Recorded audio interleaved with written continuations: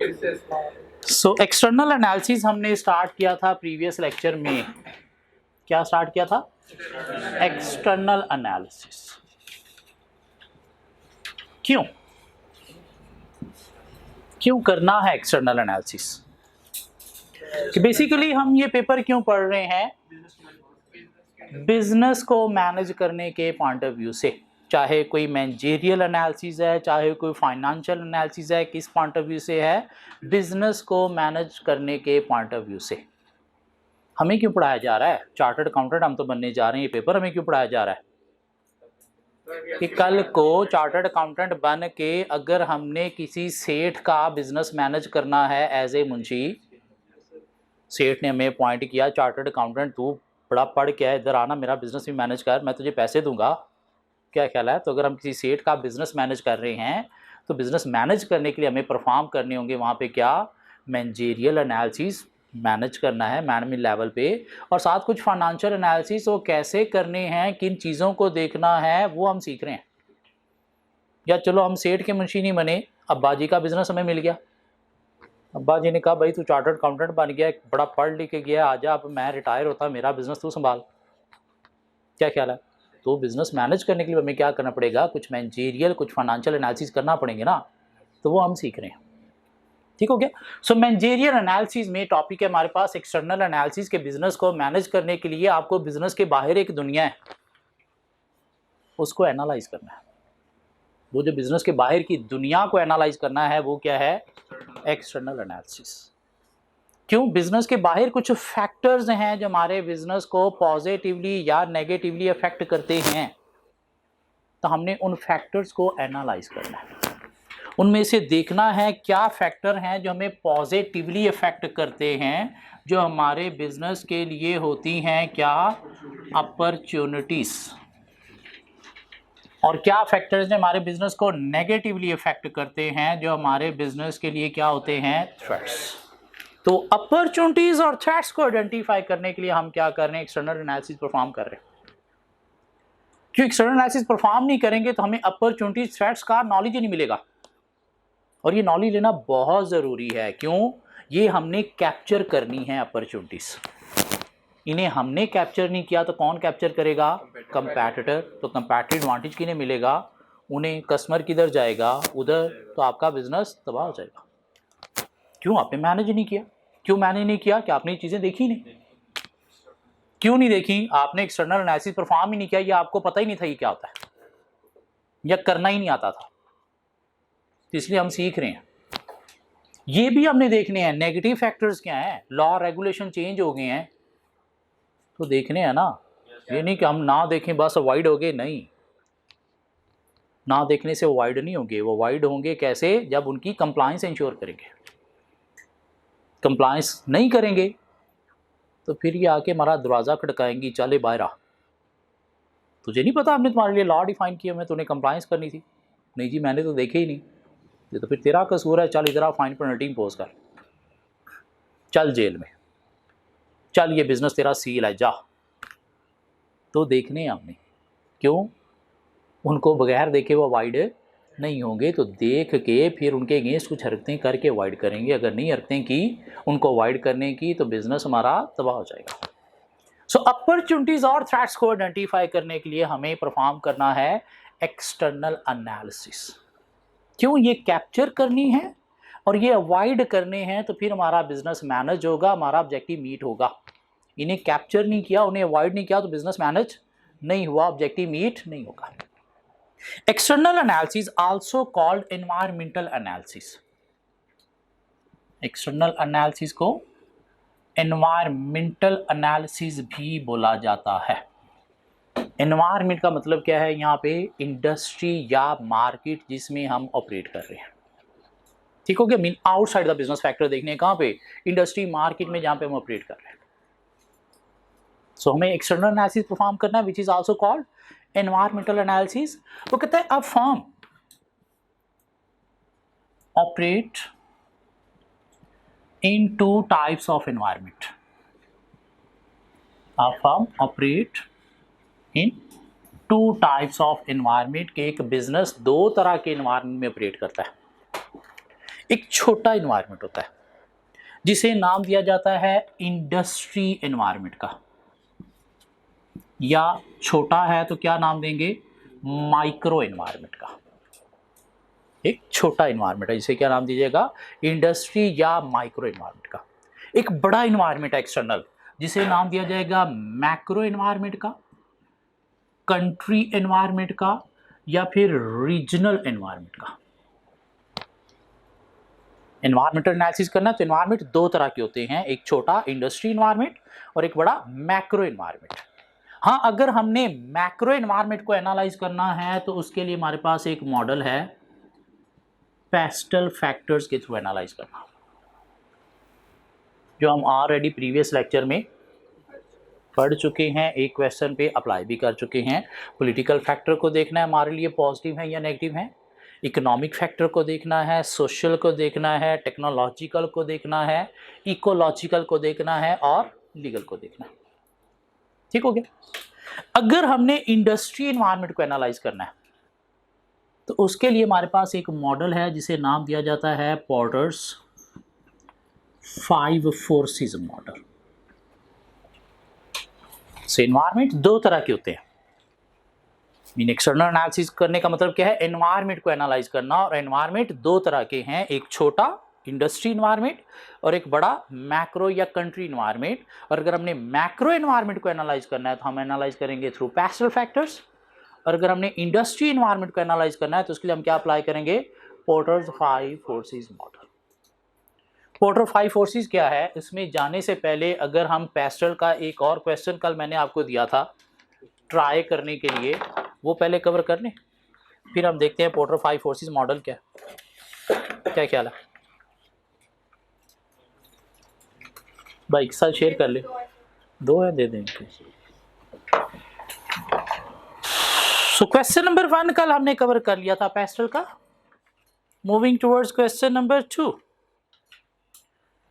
requirement A of the question, perform pestle analysis of pharmaceutical industry in Milan।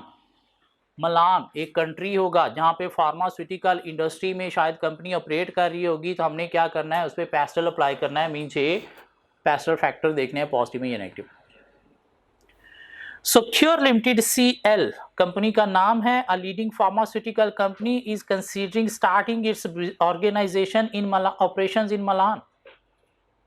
One of the developing countries, एक developing country Milan के अंदर company अपने operation start करने का सोच रही है। It has conducted environmental scan, उसने एनवायरमेंट को स्कैन किया, मीन एनालाइज किया, and summarise the following information. The pharmaceutical industry in Milan is regulated through drug regulatory framework. Drug regulatory framework के अंडर इंडस्ट्री चल रही है, तो बिजनेस को क्या करना पड़ेगा, कुछ रेगुलेशंस, कुछ लॉज की कंप्लायंस इंश्योर करना होगी, और कंप्लायंस इंश्योर ना करने से फाइन्स पेनल्टीज आपका ऑब्जेक्टिव मीट करने में हर्डल प्रॉब्लम क्रिएट कर सकती हैं। तो कौन सा फैक्टर है, legal factor. The overall health environment is not conducive, health environment वहाँ का अच्छा नहीं है, इसको हम कह सकते हैं सोशल फैक्टर हमारे लिए पॉजिटिव है। हेल्थ एनवायरनमेंट अच्छा नहीं है, दिस मीन हमारी फार्मास्यूटिकल प्रोडक्ट की सेल इंक्रीज होने का चांस है। Despite of increasing rate of inflation, inflation rate वहाँ पे हाई है।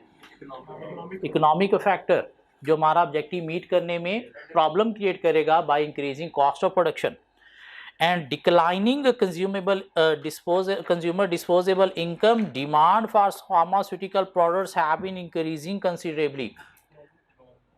मीन डिस्पोजल इनकम कम होने के बावजूद फार्मास्यूटिकल प्रोडक्ट्स की डिमांड हाई है, क्यों, ड्यू टू हेल्थ एनवायरनमेंट जो है वो अच्छा नहीं है। तो उसके साथ मिला के ये हम सोशल फैक्टर की बात करेंगे कि हमारी प्रोडक्ट की demand due to not healthy environment जो है वो हाई है।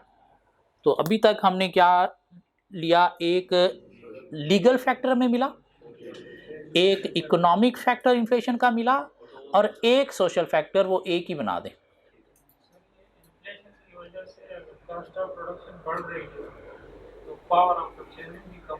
एक ही बात है, बात वही पे आ गई, मतलब बात क्या, फैक्टर एक ही है, इन्फ्लेशन। ये थ्रेट है, इन्फ्लेशन थ्रेट है, इकोनॉमी के लिए जो चीज़ बुरी है वो आपके लिए थ्रेट है। लोगों की इन्फ्लेशन की वजह से परचेजिंग पावर बढ़ेगी कम होगी? कम होगी, तो वो भी हमारे लिए मसला है। इन्फ्लेशन कॉस्ट ऑफ प्रोडक्शन को बढ़ाएगा, फिर भी मसला है। तो मेन फैक्टर क्या है? इन्फ्लेशन। तो इसके दोनों एस्पेक्ट से आप बात कर लो, एक एस्पेक्ट से बात कर लो, बात एक ही इकोनॉमिक फैक्टर में आएगी। आप मेनली कॉस्ट ऑफ प्रोडक्शन के पॉइंट से बात कर लो, कॉस्ट ऑफ प्रोडक्शन के बाद पॉइंट से कर लो, या दूसरा भी साथ बात कर दो, मीन एक लाइन ही और बढ़ेगी। तो अच्छी बात है, जितनी एक्सप्लेनेशन ज़्यादा दोगे ये एग्जामिनर के लिए बड़ी अच्छी बात है। हो सकता है आपको इतनी एक्सप्लेनेशन पे मेरिट सर्टिफिकेट उठा के दे देगा। ठीक हो गया कि आपने ज़्यादा डिटेल एक्सप्लेनेशन दी है।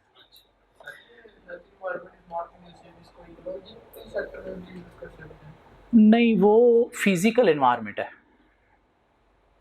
माहौल वाली बात है, पोल्यूशन वाली बात है वो। ठीक है, तो ये वो वाली बात नहीं है। ये हमारे बिजनेस के पॉइंट ऑफ व्यू से कि लोगों की हेल्थ अच्छी नहीं है, हेल्थ कंडीशन अच्छी नहीं है। क्यों? वो हो सकता है मरी मुर्गियों के बर्गर शवारमे पिज़्ज़े खाते हैं, नहाते नहीं है, मुंह नहीं धोते, हाथ नहीं धोते, गंदी जगहों पे रहते हैं, सफाई नहीं करते अपने वाशरूम्स की, अपने रूम्स की। उस वजह से हेल्थ एनवायरनमेंट अच्छा नहीं है। ठीक हो गया? तो ये वो हेल्थ एनवायरनमेंट है। सो एक लीगल फैक्टर, एक इकोनॉमिक फैक्टर, एक सोशल फैक्टर।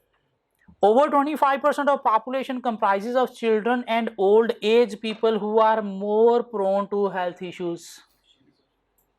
और 25% पॉपुलेशन चिल्ड्रन या फिर ओल्ड एज हैं जिनमें हेल्थ इश्यूज ज़्यादा होते हैं। तो ये भी हमारे बिजनेस के लिए क्या है? सोशल फैक्टर पॉजिटिव, जो हमारा ऑब्जेक्टिव मीट करने में थ्रू सेल हेल्प देगा। मीन 25% पॉपुलेशन हमारे बिजनेस के टाइप की है। So, however, interest in healthy lifestyle is getting popularity among youth. हाँ, यूथ में लाइफस्टाइल प्रमोट हो रहा है। तो मेरे ख्याल से हमने जब एक साइड देख लिया तो फिर यूथ को हम नहीं कहेंगे कि ये पॉजिटिव है हमारे लिए, ये नेगेटिव है हमारे लिए। नहीं, बस हमने मेनली वो जो अपना टारगेट ऑडियंस थी उसके अकॉर्डिंगली बात कर ली। क्या ख्याल है? तो इसलिए उसके अगेंस्ट फिर यूथ ही है ना। आंसर लिखना है, हमने बस ये फैक्टर्स डिफाइन करने हैं या फिर अंदर ये भी लिखना है कि ये थोड़ा सा बिजनेस के ऊपर इम्पैक्ट भी आपने बताना है कि ऑब्जेक्टिव मीट करने में हेल्प देंगे या हर्डल क्रिएट करेंगे, पॉजिटिव है या नेगेटिव है।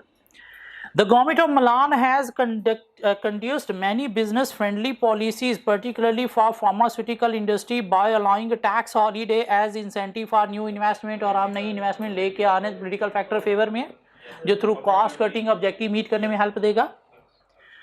And granting subsidized interest rate loan to encourage research and development activities। ये भी पॉलिटिकल फैक्टर है कि गवर्नमेंट हमें लो इंटरेस्ट रेट पे लोन प्रोवाइड कर रही है, जो अगेन बिजनेस को एक्सपैंड करने में, रिसर्च एंड डेवलपमेंट के थ्रू बिजनेस को और ज़्यादा प्रमोट करने में हेल्प देगा। सो दो पॉलिटिकल फैक्टर फेवर में। The trend of e-commerce is emerging in the country and more people are using mobile apps and social media for marketing online orders। तो टेक्नोलॉजी अवेलेबल है, ट्रेंड भी है, तो हम भी इसे यूज़ करके बिजनेस को प्रमोट करके ऑब्जेक्टिव मीट कर सकते हैं।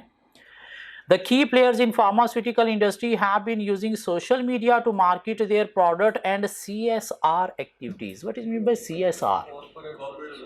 Corporate social responsibility। Corporate social responsibility क्या मतलब होता है इसका?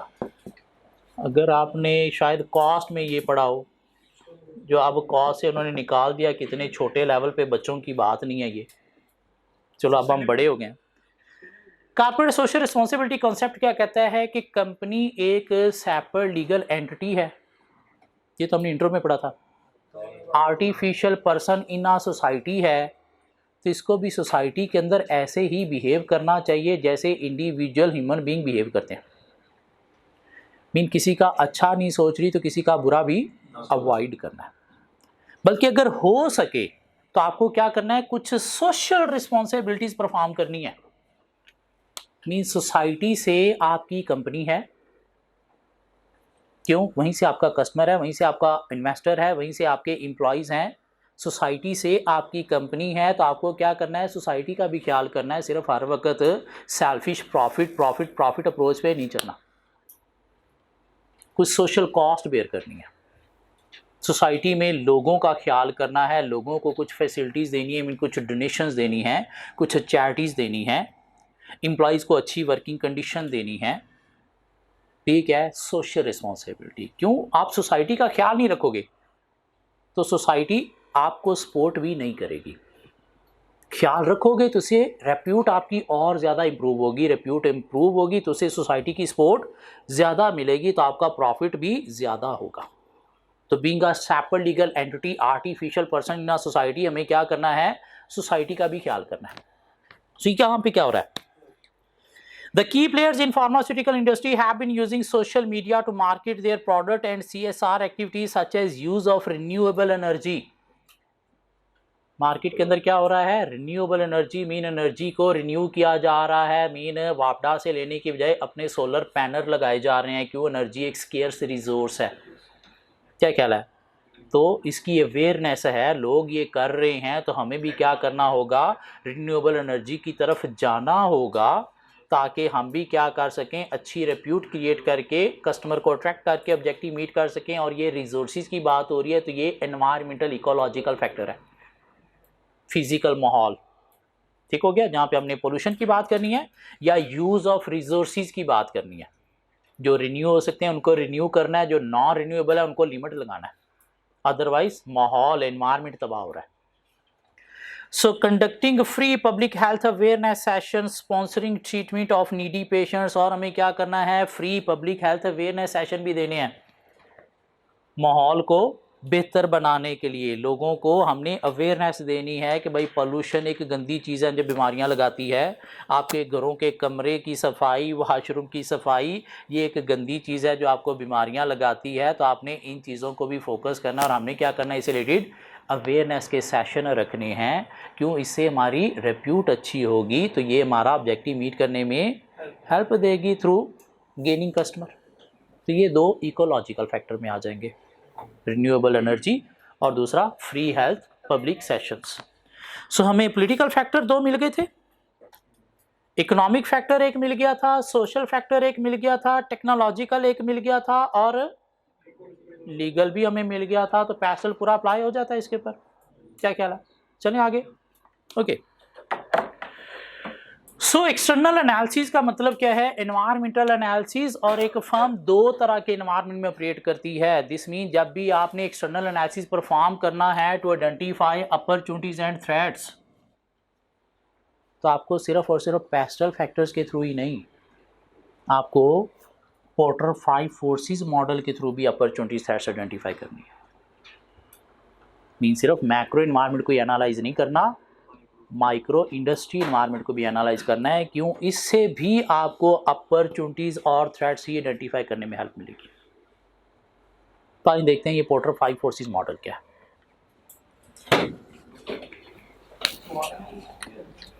पोर्टर 5 फोर्सेस मॉडल की बात कर रहे हैं। क्या बात आई थी यहाँ से? कोई ऐसा वर्ड मैंने यूज किया अभी तक? नहीं, ठीक हो गया। पोर्टर 5 फोर्सेस मॉडल, कुछ छोटे छोटे बच्चे हैं पहली दफ़ा भी पढ़ रहे हैं, उन्हें नहीं पता स्वाट क्या होता है, ठीक हो गया। सो पोर्टर 5 फोर्सेस मॉडल की बात करने जा रहे हैं।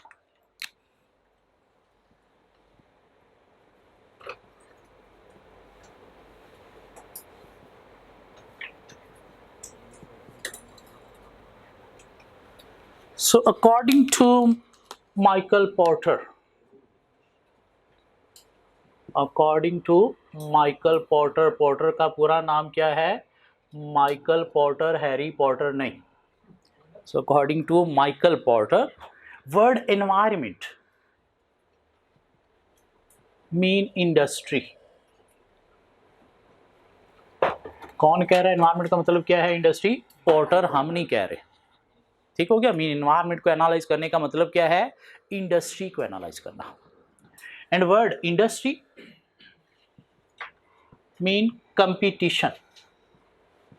इंडस्ट्री को एनालाइज करना है तो इसका मतलब क्या है? आपको एनालाइज करना है किसको? कंपटीशन को। कंपटीशन कौन प्रोवाइड करता है आपको? कंपटीशन हमें प्रोवाइड करते हैं कौन? कंपैटिटर्स। जितने कंपैक्टर हमारी इंडस्ट्री में ज्यादा होंगे उतना कंपटीशन क्या है? ज्यादा। कंपैक्टर कम, कंपटीशन कम, कंपैक्टर है ही नहीं, हमारी मोनोपोली है तो कंपटीशन है ही नहीं। सो पोर्टर कहता है कि एनवायरनमेंट को एनालाइज करने का मतलब क्या है, इंडस्ट्री को एनालाइज करना। और जब इंडस्ट्री को एनालाइज करना है तो इसका मतलब क्या है, कंपटीशन को एनालाइज करना।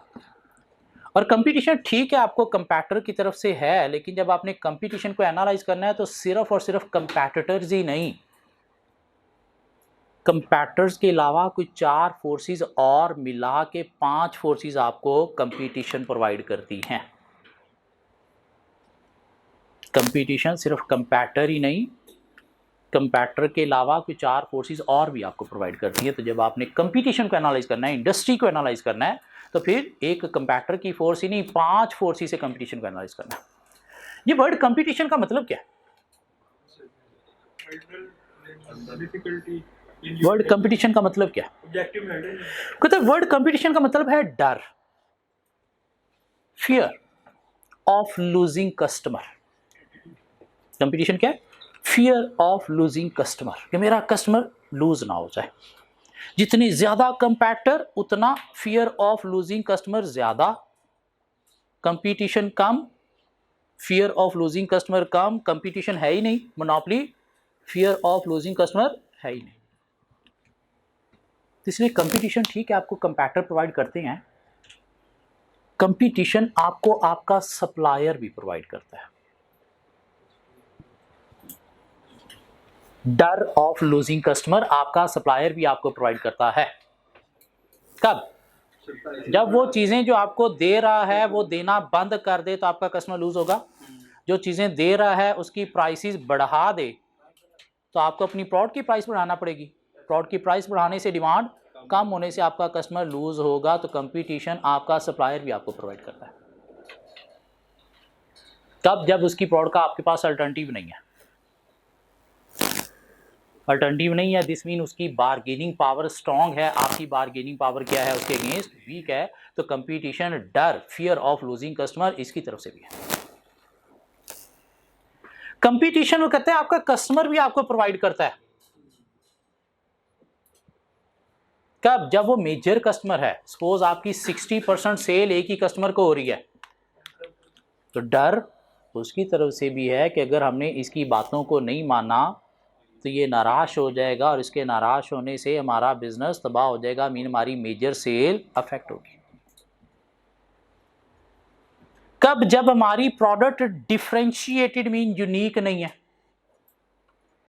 पास मार्केट में ऑप्शन है, कहीं से भी जाके खरीद लेता है, तो लूज होने से हमारा बिजनेस अफेक्ट होगा। हाँ, अगर हमारी प्रोडक्ट डिफरेंशिएटेड है तो फिर इसके वजह से कोई कंपटीशन नहीं है। क्यों? इसकी मजबूरी है, हमसे ही बाय करना, कहीं और नहीं जा सकता। क्यों? जो चीज़ हम इसे दे रहे हैं कहीं और से इसे नहीं मिलने वाली, दिस मीन हम अपनी मन मर्जी कर सकते हैं।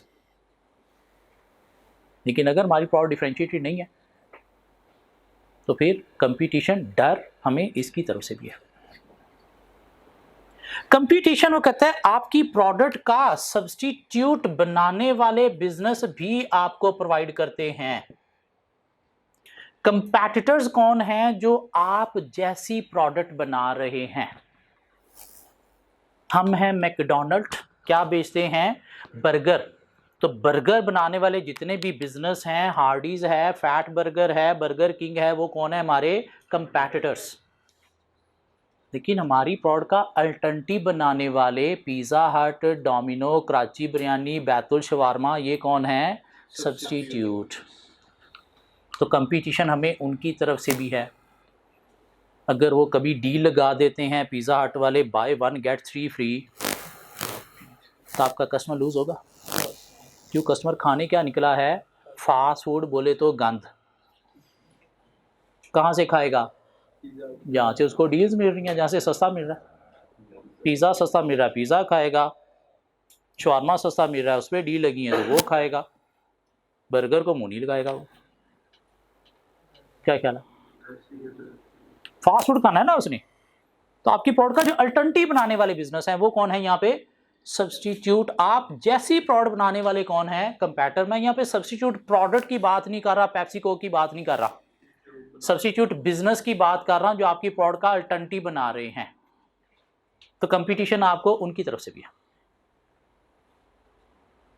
कंपटीशन आपको न्यू इन्वेस्टर्स की तरफ से भी है,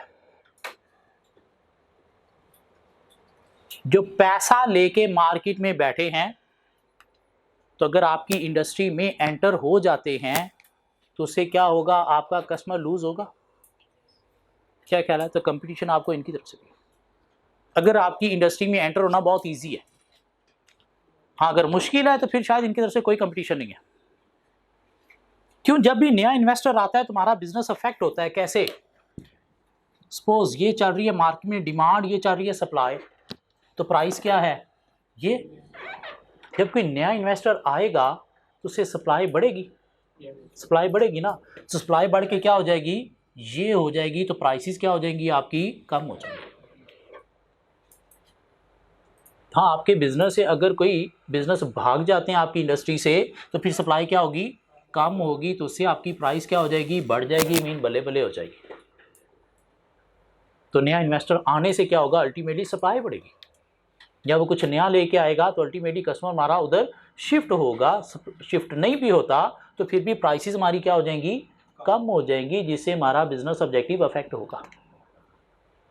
तो कंपटीशन सिर्फ और सिर्फ कंपैक्टर की तरफ से ही नहीं है, आपका सप्लायर भी आपको कंपटीशन प्रोवाइड करता है, मेजर कस्टमर भी कंपटीशन प्रोवाइड करता है, आपकी प्रोडक्ट का अल्टरनेटिव बनाने वाले सब्स्टिट्यूट बिजनेस भी कंपटीशन प्रोवाइड करते हैं, और ये जो न्यू इन्वेस्टर मार्केट में पैसा लेके बैठे हुए हैं उनकी तरफ से भी कंपटीशन है।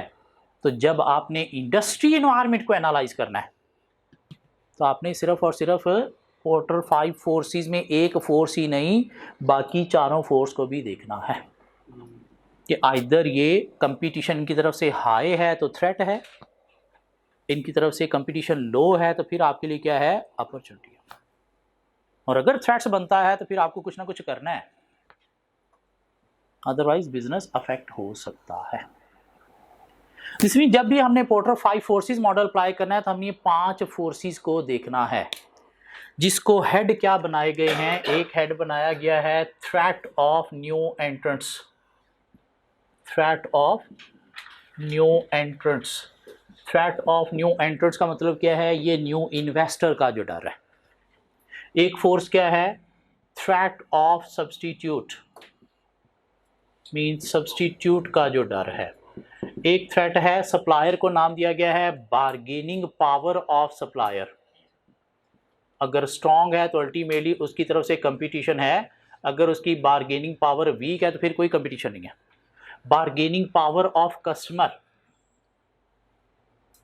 Bargaining power of customer major है तो उसकी बार्गेनिंग पावर स्ट्रांग है, मेजर नहीं है तो फिर वीक है।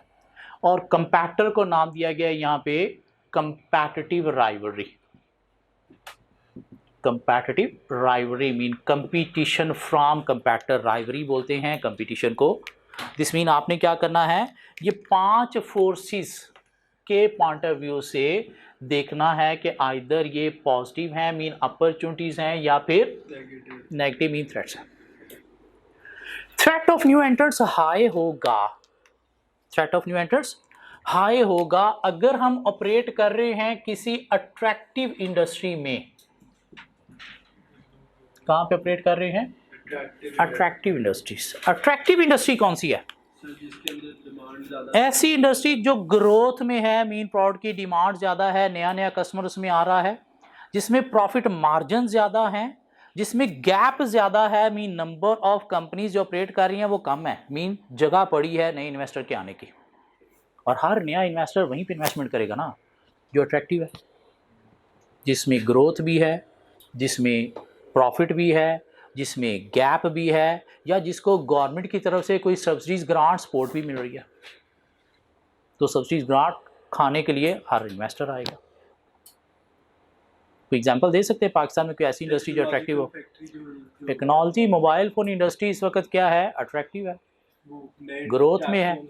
ग्रोथ में क्यों है, ये जितनी जनता है इनकी नीड है वो, क्या ख्याल है, उसके बिना ये मर जाएंगे, इतनी नीड है। रोटी मिले ना मिले मोबाइल की बैटरी चलती रहनी चाहिए, साथ एसेसरीज भी इनको चाहिए, और डे बाय डे उसकी इंक्रीज बढ़ता जा रहा है, बढ़ता जा रहा है, बढ़ता जा रहा है, रुक नहीं रहा। मोबाइल का खर्चा डे बाय डे बढ़ता जा रहा है।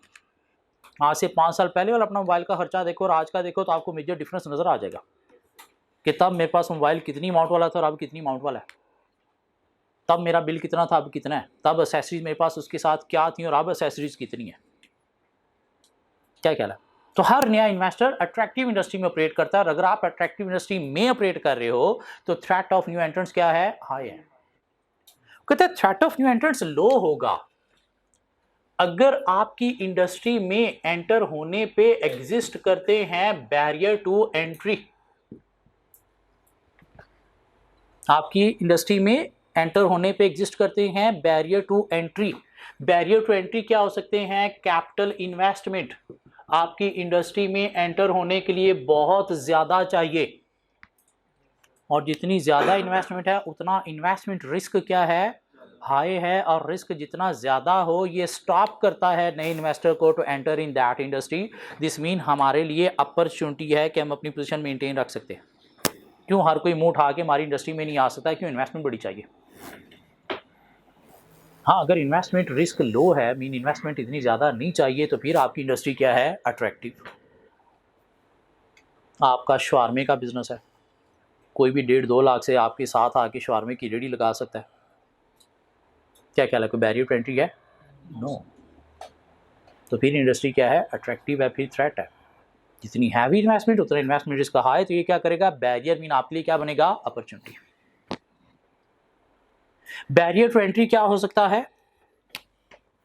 Economies of scale. Economies of scale क्या होती हैं? लार्ज स्केल प्रोडक्शन से जो पर यूनिट कॉस्ट सेविंग होती है उसे नाम देता है इकोनॉमीज ऑफ स्केल।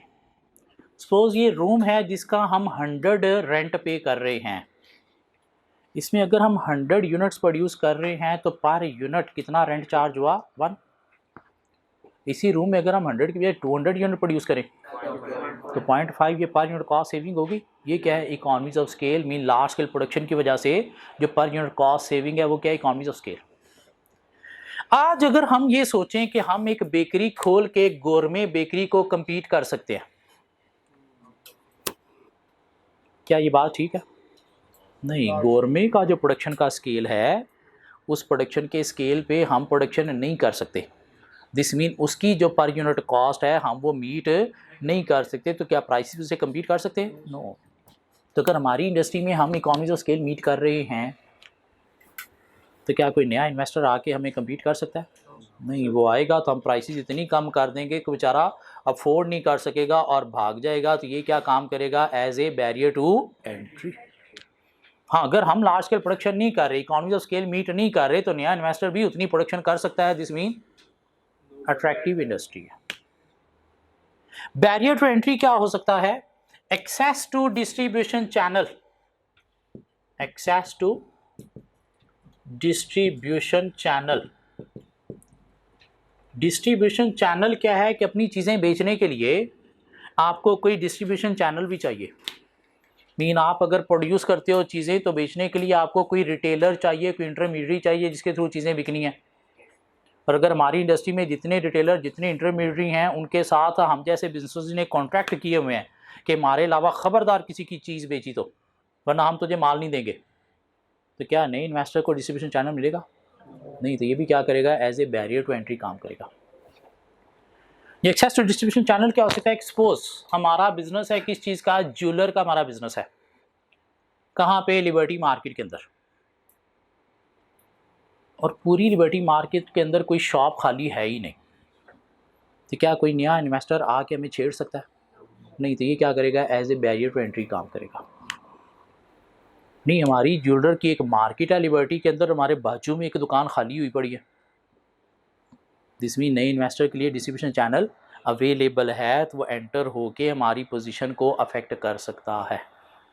क्या कहला? फिर थ्रेट है। हाँ, अगर नहीं मिलेगा तो फिर बैरियर टू एंट्री है।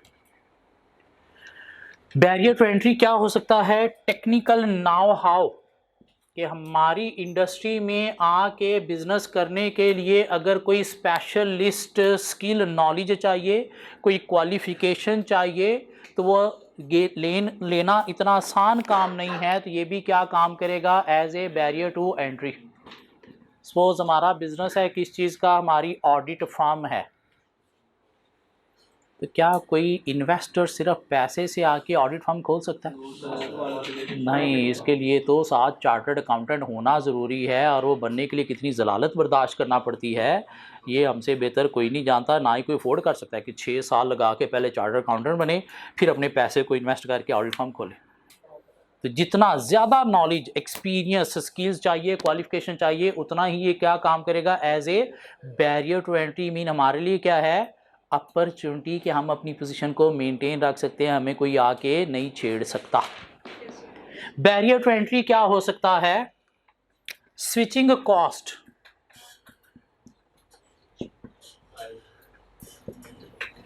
कि अगर हमारा जो कस्टमर है उसे हमें छोड़ के किसी और नए बिजनेस की पास जाने पे कॉस्ट बेयर करना पड़ेगी। मीन हमारे साथ सपोज कस्टमर ने कॉन्ट्रैक्ट किए हुए हैं 5-5 साल के कि हमसे ही चीज़ें लेंगे, तो अगर हमें छोड़ के किसी नए बिजनेस के पास जाते हैं, नए सप्लायर के पास जाते हैं, तो क्या करना पड़ेगा, कॉन्ट्रैक्चुअल ब्रीच पे करना पड़ेगी। ये जो कॉन्ट्रैक्चुअल ब्रीच है ये क्या है, स्विचिंग कॉस्ट, जो हमारे कस्टमर को मूव होने से रोकेगी टुवर्ड्स न्यू इन्वेस्टर। और अगर नए इन्वेस्टर को भी ये पता है कि कस्टमर को स्विचिंग कॉस्ट बेयर करना पड़ेगी मेरे पास आने के लिए, तो क्या नया इन्वेस्टर एंटर होगा? नहीं, तो ये as a barrier to entry काम करेगा। हाँ, अगर कस्टमर को कोई स्विचिंग कॉस्ट बेयर नहीं करना पड़ती, इजीली मूव हो सकता है, तो फिर कोई बैरियर नहीं है, तो फिर नया इन्वेस्टर आ जाएगा, क्यों, उसे पता है कस्टमर आ जाएगा, क्यों, उसे कॉस्ट नहीं बेयर करना पड़ती। बैरियर टू एंट्री क्या हो सकता है, गवर्नमेंट रेगुलेशंस। हमारी इंडस्ट्री में बिजनेस ऑपरेट करने के लिए अगर लॉ रेगुलेशन बहुत ज़्यादा स्ट्रिक्ट हैं, मीन ऐसा बिजनेस करने के लिए पहले आपको रजिस्ट्रेशन करवानी है, रजिस्ट्रेशन प्रोसेस बड़ा कॉस्टली, टाइम कंज्यूमिंग है। रजिस्ट्रेशन करवा ली तो कोई नई प्रोडक्ट लॉन्च करने के लिए किसी गवर्नमेंट बॉडी से अप्रूवल करवाना पड़ेगी, और अप्रूवल प्रोसेस बड़ा कॉस्टली, टाइम कंज्यूमिंग है।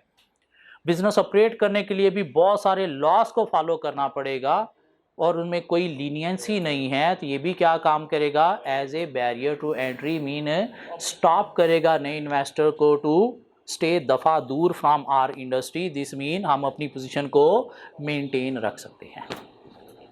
सो threat of new entrants high होगा अगर हम किसी अट्रैक्टिव इंडस्ट्री में ऑपरेट कर रहे हैं, तो ऑलवेज हमारे दिमाग के ऊपर डर है कि कभी भी कस्टमर लूज हो सकता है।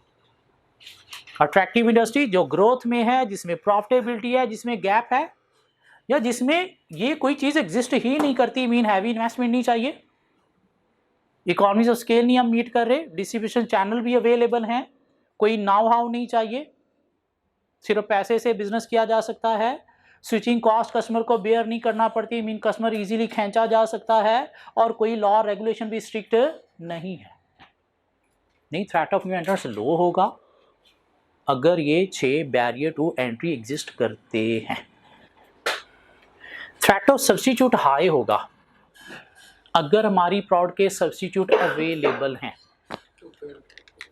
थ्रेट ऑफ सब्स्टिट्यूट लो होगा अगर हमारी प्रोडक्ट के सब्स्टिट्यूट अवेलेबल ही नहीं है। हमारा नाम है माइक्रोसॉफ्ट, हम बनाते हैं विंडोज़, तो क्या हमारी प्रोडक्ट का कोई हूबहू इतना यूज़र फ्रेंडली सब्स्टिट्यूट है? तो थ्रेट ऑफ सब्स्टिट्यूट क्या है, लो है। थ्रेट ऑफ सब्स्टिट्यूट हाई होगा अगर सब्स्टिट्यूट अवेलेबल है। कहता है थ्रेट ऑफ सब्स्टिट्यूट लो होगा अगर सब्स्टिट्यूट पे मूव होने पे कस्टमर को बेयर करना पड़ेगी स्विचिंग कॉस्ट। हम हैं मैकडोनल्ड, क्या बेचते हैं, बर्गर, सब्स्टिट्यूट है हमारा पिज़्ज़ा हट। हम हैं मैकडोनल्ड कहाँ पे, सपोज गुलबर्ग के अंदर, हमारा कस्टमर कहाँ पे है, गुलबर्ग के अंदर, सब्स्टिट्यूट है पिज़्ज़ा हट, वहाँ पे डील लगी हुई है बाय 1 गेट 3 फ्री, लेकिन पिज़्ज़ा हट कहाँ पे है, बहरिया टाउन में, तो सब्स्टिट्यूट है, डील भी लगी हुई है, लेकिन कस्टमर को वहाँ पे जाने के लिए क्या करना पड़ेगा, स्विचिंग कॉस्ट बेयर करना पड़ेगी, तो होने के बावजूद थ्रेट ऑफ सब्स्टिट्यूट क्या हो गया, लो। नहीं, पिज़्ज़ा हट है हमारा सब्स्टिट्यूट, डील लगी हुई है बाय 1 गेट 3 फ्री, और हमारे बाजू में खुला हुआ है, फिर थ्रेट ऑफ सब्स्टिट्यूट हाई है, क्यों, कस्टमर को मूव होने पे कुछ स्विचिंग कॉस्ट भी बेयर नहीं करना पड़ रही, और वो है भी। ठीक हो गया। थ्रेट ऑफ सब्स्टिट्यूट लो होगा जब हमारी प्रोडक्ट का सब्स्टिट्यूट है ही नहीं, माइक्रोसॉफ्ट विंडो, या फिर है लेकिन कस्टमर को मूव होने पे बेयर करना पड़ती है क्या, switching cost. Bargaining power of supplier high होगी कब, जब हमारे पास फ्यू सप्लायर्स हैं, मीन बहुत थोड़े से हैं, तो हमें उनकी ही मन मर्जी मानना पड़ेगी। वो कभी भी हमें अफेक्ट कर सकते हैं, प्राइसेस इंक्रीज करके, डिलेज करके, शॉर्ट करके। हाँ, अगर अब हमारे पास काफ़ी सारे सप्लायर्स हैं तो फिर उनकी बार्गेनिंग पावर वीक, हमारी स्ट्रॉन्ग, हमारे लिए अपॉर्चुनिटी एक चूंचा करेगा तो हम दूसरे से लेना शुरू कर देंगे, बल्कि दूसरे हो सकता है हमारी मिन्नतें कर रहे हो हमारे पास आओ। Bargaining power of supplier high होगी जब हमारे पास सप्लायर की प्रोडक्ट्स का अल्टरनेटिव नहीं है। हम हैं डेल, क्या बेचते हैं, कंप्यूटर, और हमारा ये जो कंप्यूटर डब्बा पुर्जे हैं ये चलेंगे विंडो से। विंडो में कहाँ से मिलनी है, माइक्रोसॉफ्ट से। माइक्रोसॉफ्ट कौन है, हमारा सप्लायर। क्या उसकी प्रोडक्ट का अल्टरनेटिव है, तो कभी भी प्राइसेस इंक्रीज करके हमारे बिजनेस को अफेक्ट कर सकता है।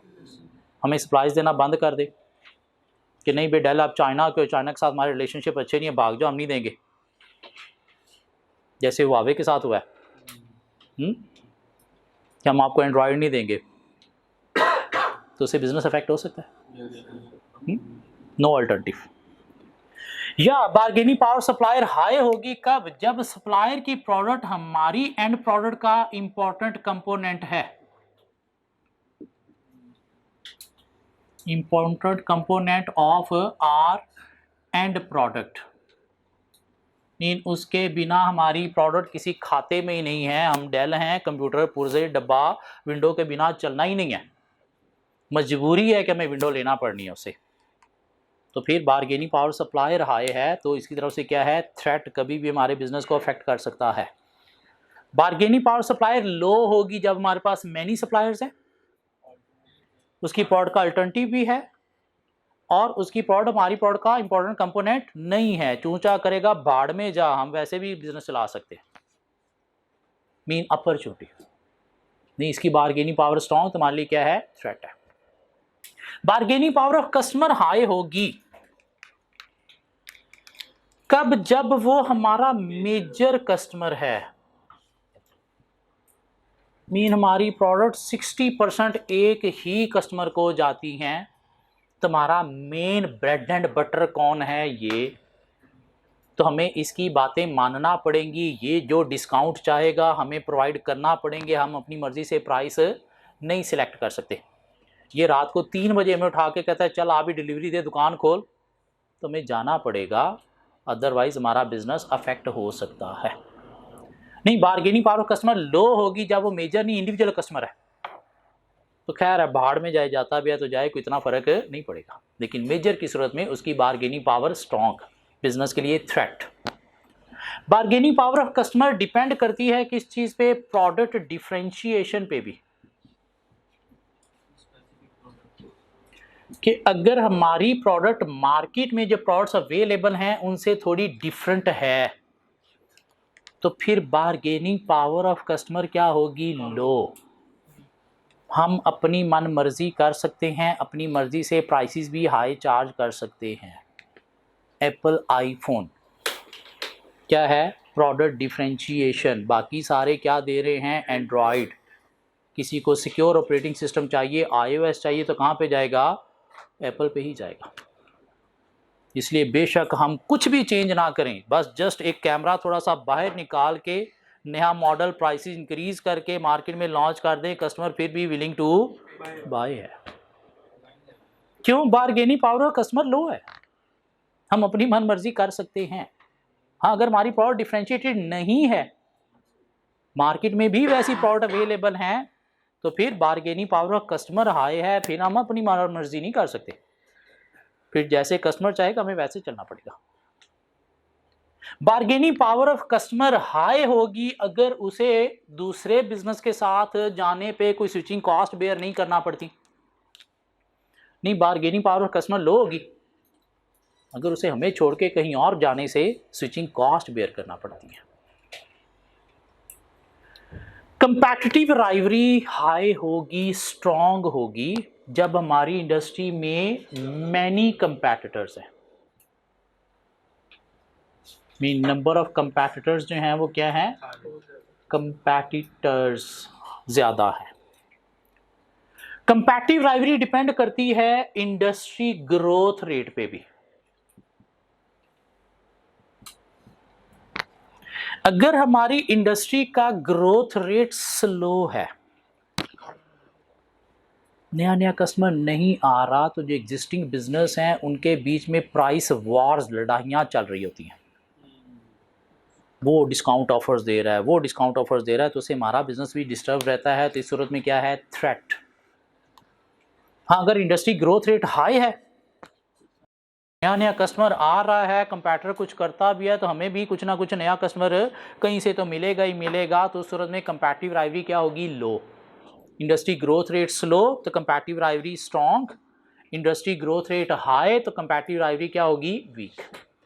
कंपैटिटिव राइवरी वो कहता है जी डिपेंड करता है size and strength of rival firms पे भी। राइवल फर्म्स का मतलब क्या है, कंपैक्टर्स। कि अगर कंपैक्टर के बिजनेस की साइज स्ट्रेंथ सेम है to our business, this mean जितने स्केल पे हम प्रोडक्शन कर रहे हैं इतने स्केल पे वो भी प्रोडक्शन कर रहा है। क्या ख्याल है, तो क्या प्राइस पे हम उसे compete कर सकते हैं? प्राइस पे हम उसे compete कर सकते हैं, यस। लेकिन अगर कंपैक्टर के बिजनेस की साइज स्ट्रेंथ लार्ज है as compare to our business, फिर नहीं हम कर सके, तो उस में कंपैटिटिव राइवरी क्या होगी, स्ट्रॉन्ग होगी। नहीं, हमारी लार्ज है एज कम्पेयर टू कंपैक्टर, तो फिर कंपैटिटिव राइवरी क्या होगी, वीक होगी। मीन गोरमे को ये बेकरियों के कंपटीशन से कोई फ़र्क नहीं पड़ता कि उसके बिजनेस की साइज स्ट्रेंथ क्या है, लार्ज है। जो कॉस्ट ऑफ प्रोडक्शन वो अचीव कर सकता है कोई और कर ही नहीं सकते, जो प्राइस ये अफोर्ड कर सकता है कोई और अफोर्ड कर ही नहीं सकते। तो इसलिए उसको कंपटीशन कुछ नहीं कहता, क्यों, उसके बिजनेस की साइज स्ट्रेंथ लार्ज है। तो बिजनेस की size strength as compare to rival firm भी क्या डिटरमाइन करती है, कंपटीशन आइदर स्ट्रॉन्ग है या फिर वीक है। कंपैटिटिव राइवरी वो कहता है जी डिपेंड करती है प्रोडक्ट डिफरेंशिएशन पे भी।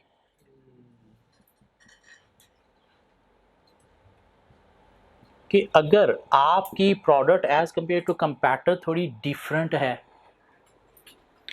तो कंपैटिटिव राइवरी स्ट्रॉन्ग या वीक, वीक वीक वीक। क्यों, आपका कस्टमर किसी कंपैटिटर के पास नहीं जाने लगा, क्यों, जितने मर्जी कंपैटिटर आ जाए मार्केट में।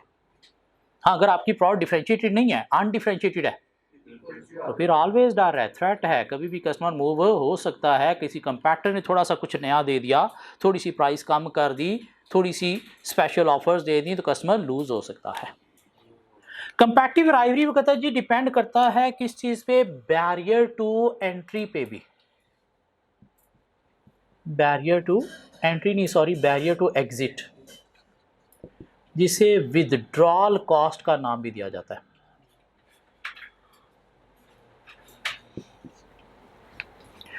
कि अगर हमारी इंडस्ट्री से किसी बिजनेस को भागने पे, आउट होने पे हैवी लॉसेस बेयर करना पड़ेंगे। मीन इधर जो मशीनरी पड़ी है, जो एसेट्स पड़े हैं, वो स्क्रैप खटारा बेचने पड़ेंगे।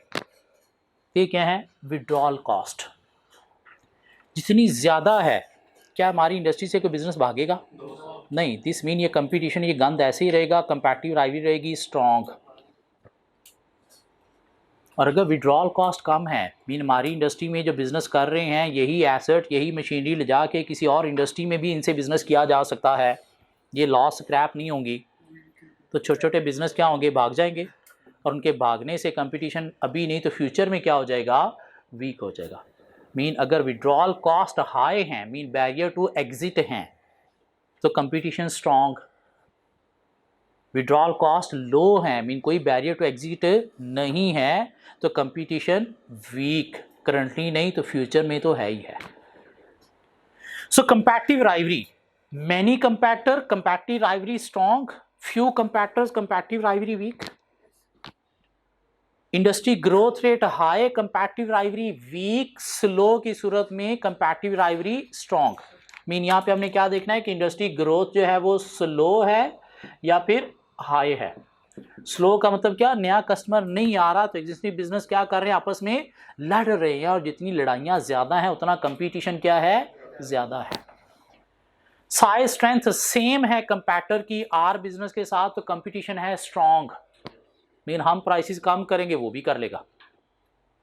लार्ज है कंपैटर बिजनेस की, फिर भी कंपटीशन स्ट्रॉन्ग, नहीं हमारी साइज स्ट्रेंथ लार्ज है एज कंपेयर टू कंपैटर, तो कंपटीशन क्या होगा, वीक।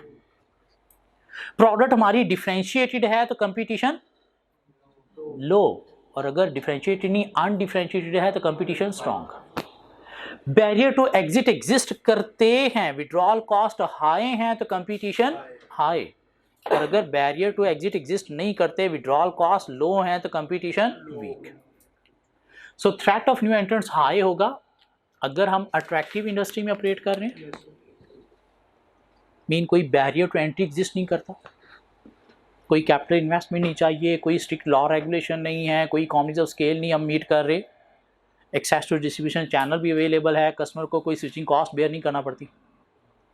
थ्रेट ऑफ सब्स्टिट्यूट लो होगा अगर ये 6 बैरियर टू एंट्री एग्जिस्ट करते हैं, दिस मीन लो का मतलब है हमारे लिए opportunity.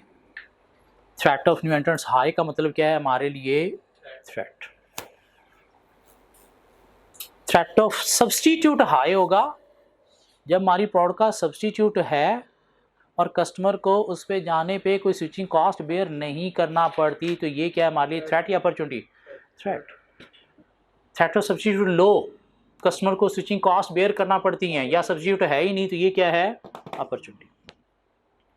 Bargaining power of supplier high होगी जब फ्यू सप्लायर्स हैं, उसकी प्रोडक्ट का अल्टरनेटिव नहीं है और इंपॉर्टेंट कंपोनेंट है, तो हमारे लिए क्या है, ये थ्रेट, कभी भी हमें अफेक्ट कर सकता है। नहीं मैनी सप्लायर्स है, अल्टरनेटिव भी है, इंपॉर्टेंट भी नहीं है, वो हमारी मजबूरी नहीं है, तो हमारे लिए क्या है, अपॉर्चुनिटी हमें नहीं छेड़ सकता, छेड़ेगा तो दफा दूर, हम किसी और के पास चले जाएंगे, मीन बिजनेस पोजीशन मेंटेन रखेंगे। Bargaining power of customer high होगी जब मेजर कस्टमर है, प्रोडक्ट अनडिफरेंशिएटेड है और स्विचिंग कॉस्ट बेयर नहीं करना पड़ती उसे, तो हमारे लिए होगा थ्रेट। नहीं लो होगी बार्गेनिंग पावर ऑफ कस्टमर जब इंडिविजुअल कस्टमर है, मेजर नहीं है, हमारी प्रोडक्ट डिफरेंशिएटेड है और कस्टमर को स्विचिंग कॉस्ट बेयर करना पड़ती है, तो हमारे लिए क्या होगा, अपॉर्चुनिटी। और कंपटीशन फ्रॉम कंपैटिटर डिपेंड करता है ये 5 फैक्टर्स पे, number of competitors, industry growth rate, competitors size strength, product differentiation और बैरियर टू एग्जिट। एक क्वेश्चन हमें मिलेगा, question number 3, question number 3,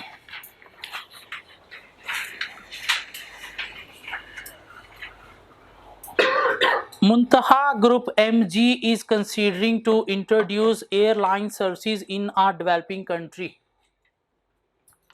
MG एक कंपनी है जो एक डेवलपिंग कंट्री के अंदर एयरलाइन सर्विसेज दे रही है, like PIA in Pakistan, developing country, Pakistan is developing country, yes developing country. What is your GDP? Is it increasing day by day? Are at the lowest? चलो मान लेते हैं डेवलपिंग, माना। The management of MG is in the process of analyzing the airline industry to determine the intensity of competition. और management of MG क्या करना चाह रही है, एयरलाइन इंडस्ट्री को एनालाइज करना चाहती है, किस लिए, कंपटीशन को देखने के लिए। तो कैसे एनालाइज करेगी, पोर्टर 5 फोर्सेस के थ्रू। कंपटीशन को एनालाइज करना है, इंडस्ट्री को एनालाइज करना है, तो क्या अप्लाई करते हैं, उसने रिक्वायरमेंट में हमारे ऊपर एहसान कर दिया वाजे करके, explain the competitive forces that may have shaped the airline industry. In competitive forces को आपने देखना है, और फोर्सेस क्या हैं, 5 फोर्सेस। इतनी भी रिक्वायरमेंट होती है तो फिर भी हमें पता है 5 फोर्सेस है, लेकिन उसने कहा also considering Porter 5 forces model.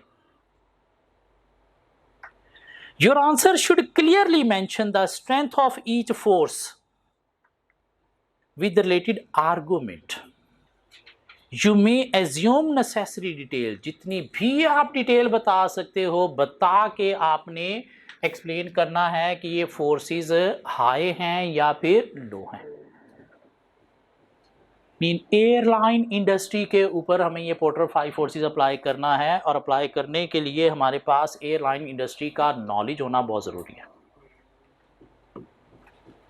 हाँ, कभी अगर जहाज़ पे सफ़र किया हुआ है तो फिर तो बहुत नॉलेज है, अदरवाइज हम खुद भी जहाज़ हैं। क्या ख्याल है? ये तो नहीं हुआ कि हमें बिल्कुल एयरलाइन इंडस्ट्री का पता ही ना हो। चलो अप्लाई करते हैं। थ्रेट ऑफ न्यू एंट्रेंट्स की बात करते हैं। एयरलाइन इंडस्ट्री में क्या नए एंट्रेंट्स के एंटर होने का चांस हाई है या लो है? थ्रेट ऑफ न्यू एंट्रेंट्स लो होगा, क्यों? कैपिटल इन्वेस्टमेंट बड़ी ज़्यादा चाहिए, ये नहीं कि आपने बस थोड़ा सा पैसा लगाया और नई इंडस्ट्री खुल गई, नहीं, इन्वेस्टमेंट रिस्क बहुत ज़्यादा हाई है। सबसे ज़्यादा क्या कहला है? क्योंकि एसेट एयरप्लेन जो है दो आपको क्लास से भी मिल जाएंगे, लेकिन पैसेंजर के लिए हमें बड़े महंगे मिलेंगे। इकोनॉमीज ऑफ स्केल की शायद बात नहीं आएगी, एक्सेस टू डिस्ट्रीब्यूशन चैनल नहीं, नाउ हाउ चाहिए, एक्सपीरियंस चाहिए, स्किल चाहिए, वरना तबाह हो जाओगे। क्या ख्याल है? ऐसे नहीं है कि बस आपने जहाज़ चलाना शुरू कर दिए, ऐसी बात नहीं है। स्विचिंग कॉस्ट नहीं, रेगुलेशंस हाई हैं, यस, बड़ी लॉ रेगुलेशन की कंप्लाइंस सिर्फ एक कंट्री में नहीं, दूसरे कंट्री में जाना है तो उनके अपने लॉज है, वो भी फॉलो करना पड़ेंगे, तो कंप्लाइंस भी बहुत ज़्यादा स्ट्रिक्ट है, और कंट्री टू कंट्री वैसे ही बड़ी वेरे करती है। पाकिस्तान में चलो गवर्नमेंट को पैसे लगा के आप नॉन कंप्लाइंस कर लोगे, लेकिन बाहर ऐसी बातें नहीं चलेंगी। तो ये 3 पॉइंट के से हम एक्सप्लेनेशन 3 पॉइंट में दे के बता देंगे कि थ्रेट ऑफ न्यू एंट्रेंट्स क्या है, लो है। नेसेसरी आर्गूमेंट यहाँ से दे दिए, ठीक हो गया। 3 छोटे छोटे पैराग्राफ बन देंगे इसके बाद। थ्रेट ऑफ सब्स्टिट्यूट हाई या लो?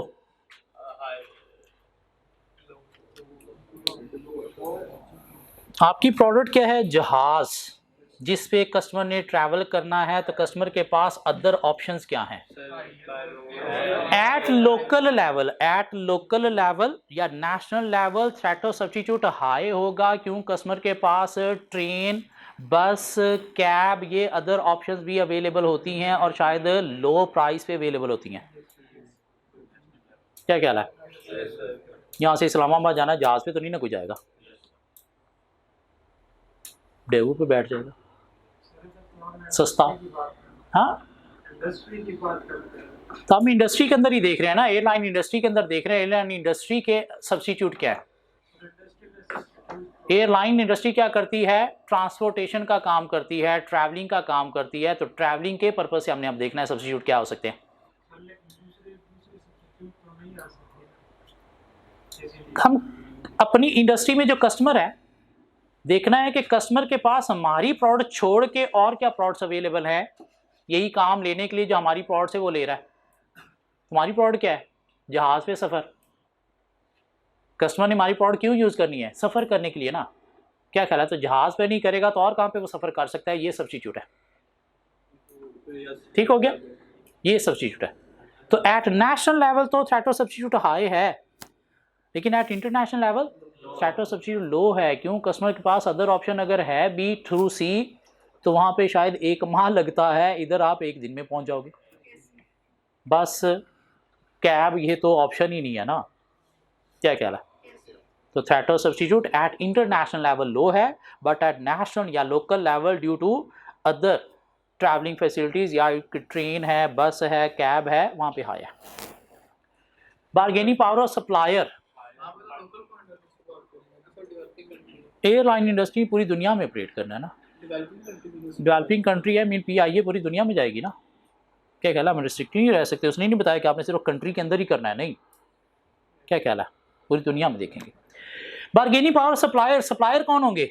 जहाँ से जहाज लेने हैं, और जहाज बनाने वाली दुनिया में 2 ही कंपनीज हैं, बोइंग और एयरबस। क्या ख्याल है?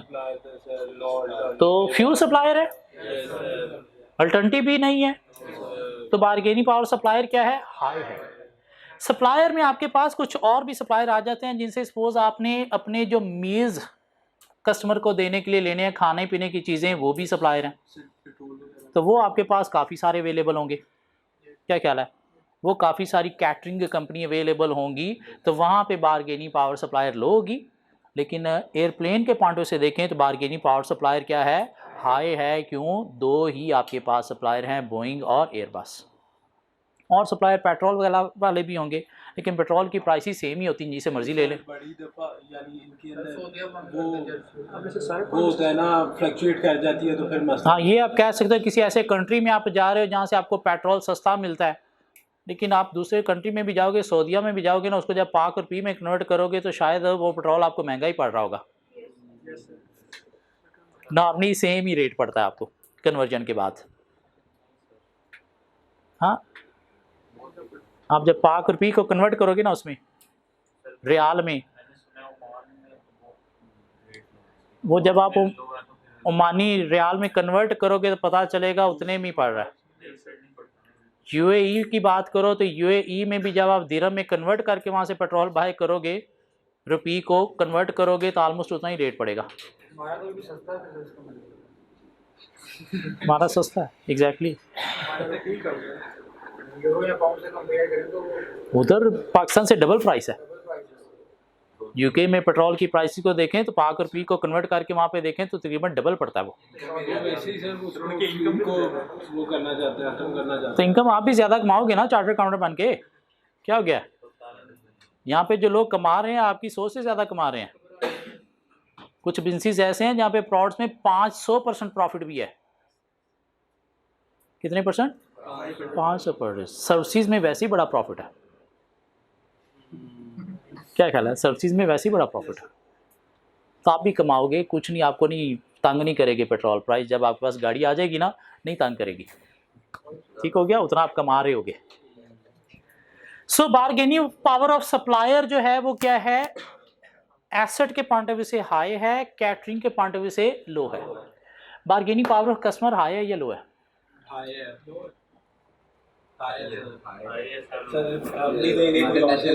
हर कंट्री की तकरीबन 2-3 एयरलाइन कंपनीज ऑपरेट कर रही हैं दुनिया में, तो आपके पास बहुत सारी ऑप्शंस होती हैं। This mean bargaining power of customer क्या है, हाई है। Bargaining power of customer high है। क्यों? ऑप्शंस बड़ी अवेलेबल हैं, कुछ चीप भी हैं। हाँ, अगर आप कोई बहुत अच्छी क्वालिटी की सर्विसेज दे रहे हो लाइक एमिरेट्स या कतर एयरलाइन, तो फिर शायद कस्टमर की बारगेनिंग पावर लो हो सकती है कि ये सर्विसेज हमें कहीं और मिलनी नहीं है। अदरवाइज कस्टमर के पास बहुत सारी एयरलाइन अवेलेबल हैं, तो bargaining power of customer high है। मीन अपनी मर्जी से प्राइसेस निगोशिएट कर सकता है। बारगेनिंग पावर ऑफ कस्टमर यूँ भी होता है कि आपके कुछ इंडिविजुअल कस्टमर होते हैं और कुछ आपके कारपोरेट कस्टमर भी होते हैं। ना एक उम्रा करवाने के लिए लोगों का ग्रुप लेके जा रहे हैं, ये फिर अपनी मर्ज़ी से आपके साथ प्राइसेस क्या करते हैं, निगोशिएट करते हैं, तो उनकी बारगेनिंग पावर क्या है, स्ट्रॉन्ग है। हाँ, इंडिविजुअल पैसेंजर के पॉइंट ऑफ व्यू से शायद लो, लेकिन ये जो कारपोरेट क्लाइंट है इनके पॉइंट ऑफ व्यू से बारगेनिंग पावर क्या होगी, स्ट्रॉन्ग होगी कस्टमर की। कंपैटिटिव राइवरी स्ट्रॉन्ग है या वीक है? स्ट्रॉन्ग है। हर कंट्री की 2-2, 3-3 एयरलाइंस हैं, बहुत सारे कंपैटिटर्स हैं। क्या ख्याल है? साइज स्ट्रेंथ, कोई प्रोडक्शन तो है नहीं कि इकॉनमीज ऑफ स्केल आप मीट कर रहे हो।